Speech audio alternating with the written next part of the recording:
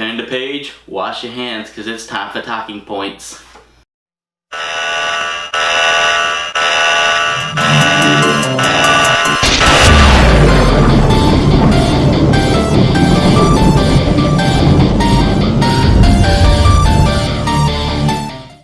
What's up, everybody, and welcome to Talking Points here on Triforce of Chaos. On today's episode, we'll be talking about the comic book crossovers. And by that, I mean series that have had major crossovers in their timeline, storyline, universe, whatever. But we can't really talk about that with first talking about the intercompany crossovers, such as that done by Marvel and DC, because really, a lot of the crossovers that happen in the standard universes, like with Marvel and DC, tend to become things tied in with Justice League or Avengers, so there's not really a whole lot of considered crossover in that. We'll talk about the Alien vs. Predator crossover and how it fueled a big media franchise. It was more than just comics, it was everything. We'll talk about crossovers inspired by crossovers that were inspired through gaming-based comics. We'll talk about crossovers in manga, and finally we'll round out the episode with our one fancer we got this week, and our teamsters from the Talking Points, or for the namesake of the show, Talking Points. With all that being said, let's get talking. So, like I said, when we talk about crossovers, we tend to think, well, what kind of crossovers were there in the DC universe, or what were there in the Marvel universe? I mean, there's a lot more comic groups out there. You know, you've got Archie Comics, you've got Victory Comics, or something like that. I can't remember, but you know, everybody remembers. You know, you got Dark Horse, and then you got Marvel and DC. Marvel and DC are your powerhouses. Dark Horse is kind of right there with them. Archie as well, but a lot of people do not understand that Marvel and DC actually, even though they're rivals, have crossed over pretty well. So, you know, we have to go with the big one here, which is the Justice League and Avengers teaming up in the JLA Avengers series. I mean, it's one of the few times you're going to see multiple characters from the Marvel timeline teaming up, or Marvel universe teaming up with the DC universe and fighting an ultimate group of evil. I've never read them, but you know, it shows that these crossovers bring what fans want, which is Batman teaming up with, you know, Iron Man, or Superman teaming up with Spider-Man, or so on and so forth. You know, just bringing together these characters that are iconic for their groups and iconic for the fans to really team up and take on a greater evil. If you want to go back further, Superman really started teaming up with Spider-Man way before crossovers were really a big idea. It was kind of a, you know, hey, let's take your superhero and our superhero, put them together, and boom, we now have this wonderful, you know, partnership. Batman has gone up against the Hulk, as a matter of fact, as kind of a one-off comic crossover in which he took on the Hulk and defeated the Hulk. But he's also partnered up with Spider-Man, Daredevil, and the Punisher, and I believe Wolverine as well. So that kind of adds in even more of a dynamic there of not just, you know, teams teaming up, but superheroes teaming up and taking each other on. Finally, Dark Horse, the group that has seriously just brought us all of our more darker and grittier comics. They brought in characters like Judge Dredd, Predator, and Alien to the DC universe, and you know, small one-off comics where Batman took on the Predator and the Alien, and Judge Dredd teamed up with Batman at a time. So it's kind of interesting to see how these crossovers have, you know, happened and what influences they've brought along with them.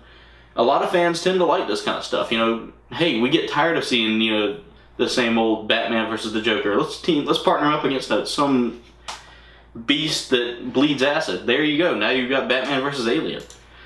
So, getting into that, we'll go ahead and talk more about Dark Horse, because Dark Horse has really been a powerhouse when it comes to the crossovers. They tend to want to work with everybody, but a lot of times DC kind of shakes the hand with them. Marvel doesn't really want to touch that too much. But Dark Horse has actually teamed up with Archie Comics and DC for a couple of good series. One such series that Dark Horse really did inside their own company was AVP, or Alien vs. Predator, for those that don't know the initialism. Alien vs. Predator started out back in, I want to say, the 80s. And it took kind of a hint from the movie Predator 2, which came out in the 90s. But, well, before that, it was kind of a, what if we took Fox's two titans of sci-fi horror and pit them against each other in a comic book? Well, soon after that, Predator 2 got an influence off of that. And next thing you know, we're getting AVP games, AVP books, AVP toys. We even get 2 AVP movies, although not great Alien movies and not great Predator movies. They were kind of an interesting take on the comic book series. I won't say they were great, but they were, you know, one of the few series of comic books that really successfully pulled off the crossover. This became, like I said, it became so popular that they even jumped into the Judge Dredd series of comics, where Judge Dredd took on both iconic beasts. And even Batman, again, going back to what I talked about earlier, took on both of these iconic titans of sci-fi horror.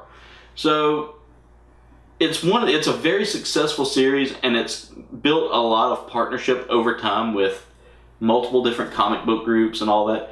AVP itself really takes that dark and scary part of Alien and the unknown of Predator, combines it together, and brings you just everything you want in a sci-fi horror combat battle royale style comic. So, you know, now that we've talked about Dark Horse a little bit, let's go ahead and move on to the gaming comics. And these are comics that were influenced by gaming characters. Many famous video game characters have had comics. You've got Mario, Link, Sonic, Mega Man. I mean, just all of these characters have had a comic based on them. But there's been very little crossover or, you know, cross-partnership between them. Sonic the Hedgehog actually has built the best crossover comics so far out of many of them. And I mean, he's gone over to, I think, work with Archie and the gang every now and then. He's teamed up with Spawn, Nighthawk, and he even crossed over with Mega Man for a short comic series, which was really pretty cool. Josh knows more about that one than I do, and he was telling me about it a little bit, and I thought it was pretty interesting how the Blue Bomber and the Blue Blur, as Josh put it in his, you'll hear that later, but Josh really explained to me how these comics work so well together. And that's just it. Crossover comics, if done right, will work so perfectly with each other. So, you know, a lot of video game characters, again, I would love to see that. I would like to see Mario team up with Sonic in a taking on Bowser and Dr. Robotnik. Or, you know, maybe Link teaming up with Mario to save the princesses. And it would be just amazing to see this all work out the way it could work out, you know. Again, comic books are a medium for fans who want more than just what the game provides, or want more than, so that crossover gives us that fan fiction, or, you know, what we really want to see, you know, our two titular heroes take on. Again, crossovers are not limited to just Western or North American based comic books. The Japanese have really taken it on in their manga, with Dragon Ball being one. Dragon Ball gets a lot of small crossovers here and there, but one of the more popular ones was the One Piece crossover that they did for Shonen Jump. It really took characters like Goku and, I guess, Luffy. I can't ever say his name right, but took them and combined their stories together to form an awesome small arc in the manga series. Fairy Tail, another great manga, has teamed up with Rave, which was also another great manga. I mean, all of these are great. I love manga. They've also experienced that crossover fever with it even going into the animes, which it was an OVA for both of them. So it was pretty cool to actually see this stuff getting in, going into production. One Piece again got another crossover as well with Toriko, which was, I've never read Toriko, but One Piece was always pretty interesting. So, it's funny to see just that crossovers in manga and comics and all that really build up the way they do. Again, it develops a story that, say, it builds up that awesome characteristic of, hey, this is what we want this character to do for this universe. I mean, even Marvel has been brought into the manga universe with Attack on the Avengers, which was a take of Attack on Titan, in which the Avengers took on the Titans. So it's pretty cool to see that even the Japanese are wanting to take Western characters and throw them into their manga as well. So now that we've kind of talked about all that, again, sorry, short episode because it's really, it's been crunch time around here lately, so I haven't had a lot of time to do research on stuff. Getting ready for Low Country Giga ToCing, so you'll notice that most of these episodes are going to be geared towards comics and anime and everything else for the next couple of weeks till we build up to that actual day on July 23rd. But anyway, let's go ahead and move on to our talking point, which is, what is your favorite comic crossover series? That was last week's talking point. We did have one response out of all of our fans. We asked y'all to comment in the comment section below, but didn't really get a lot of answers due to, I guess, just, I don't know. Y'all have to, I'm trying to get y'all to answer in the comments because, again, Facebook's been such an issue with us lately, and Twitter we don't get a lot of responses on Twitter. But anyway, the fancer actually did come from a Facebook post that was shared by me to a group of our normal viewers who tend to answer. The only reason I'm taking this from the Facebook post is not because we didn't get a lot of answers, but because the writer could not get his YouTube account to work properly to leave a comment. For some odd reason, the account just was muddled up, and he's having a hard time getting it settled. But Jacob, thank you, Jacob, for leaving us a fancer. You did it makes me, I love reading y'all's fancers. So, Jacob, thank you for this one. It's Maximum Carnage. It's not technically a crossover, but it featured a lot of different villains and heroes from different books. And as far as official goes, my favorite would have to be AVP. Again, thank you, Jacob. I also enjoyed the AVP crossover. Like I said, it brought two titans of sci-fi horror together to fight each other to the death, and even putting humans in the middle of it all.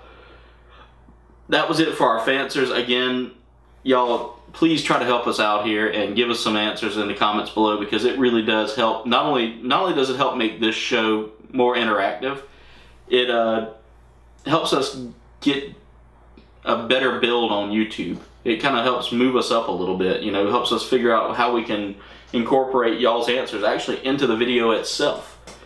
But anyway, for our teamsters, we have Josh, who writes, "Oh, that goes without saying.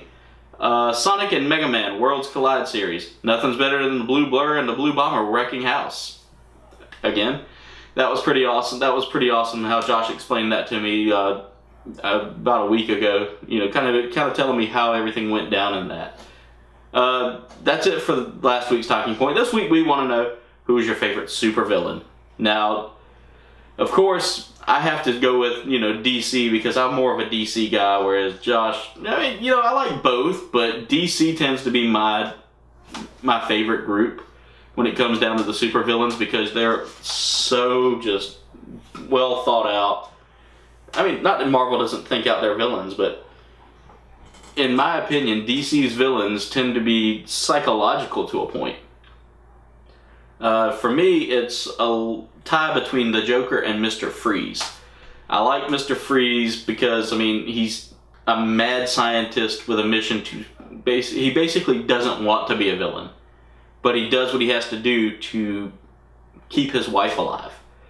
The Joker is like one of the most iconic bad guys that he never wants to kill Batman. He wants to make Batman suffer. but Batman has to be alive for him to survive. Because if he loses Batman, he loses his will to live. And that's what makes both of these characters so great for me as supervillains, because their schemes are perfect, but in the end, they don't want to end their enemy. They just want to take him on, win, and just go about their business. What's your answer? You can let us know in the comments below, or you can, leave them in the comments below, because like I said, Facebook's just not been working for us lately. We've had so many issues. Anyway, thanks for watching. Make sure you like, comment, subscribe. Again, leaving comments down below. You can follow us on Facebook and Twitter. Check out our merch shop. All the links for that are in the description below. And also, check us out July 23rd, right here on the channel, as we live stream Low Country Giga ToCing. Me and Josh will be there all day, which is from 10 till 5. We'll be live streaming all of the gaming events in the Thundercade. We might even be walking around and getting some videos of everything else.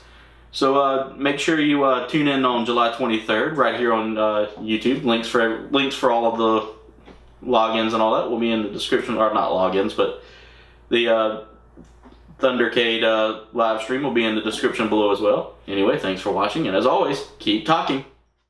Hey everyone, thanks for watching this video.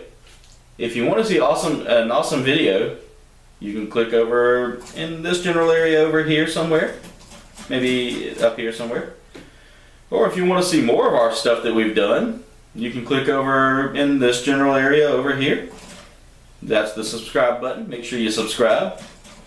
If you want to insult us though, and not click either one of those links right there, just go watch a 1970s disco music video instead, losers.